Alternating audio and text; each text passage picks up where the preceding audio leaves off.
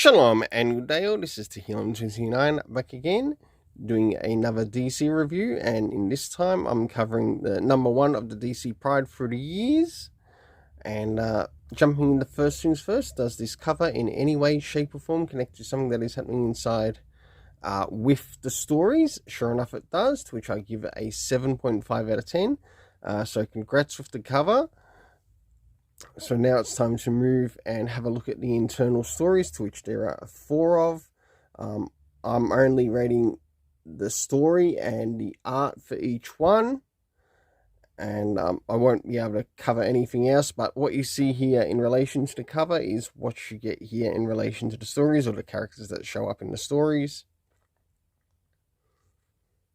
So as we jump and have a bit of a look inside, we get the introduction, and if you look here, we get a bit of a list of the stories. We got Flash, Fast Friends, the Detective Comics, which covers Greg Rucka's lesbian fantasy, of course.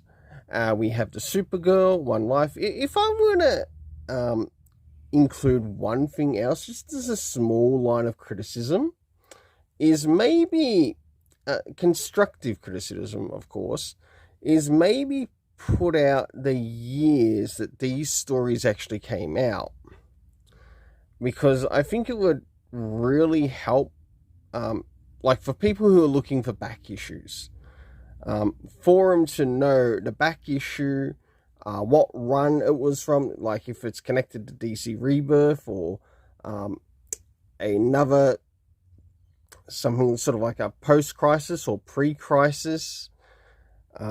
I think that would be really helpful, especially for someone picking up this, because if they want to pick up these particular issues, adding the years that these stories came out, yeah, I understand that the last story is basically a new story added into it, but it would be nice to have that there for maybe collectors who'd want to get these. That's my only small criticism. So moving back to this, so we get a bit of a look of the introduction. So we move into the first one, and this is just a little bit of art around the beginning of the Flash one. This is probably around the middle part of the story. And from here, I'll just move on to the next story. This connects to the Greg Rucka story. I believe that this is roughly the middle of the story. The beginning of the Supergirl story. Roughly the middle of the Supergirl story.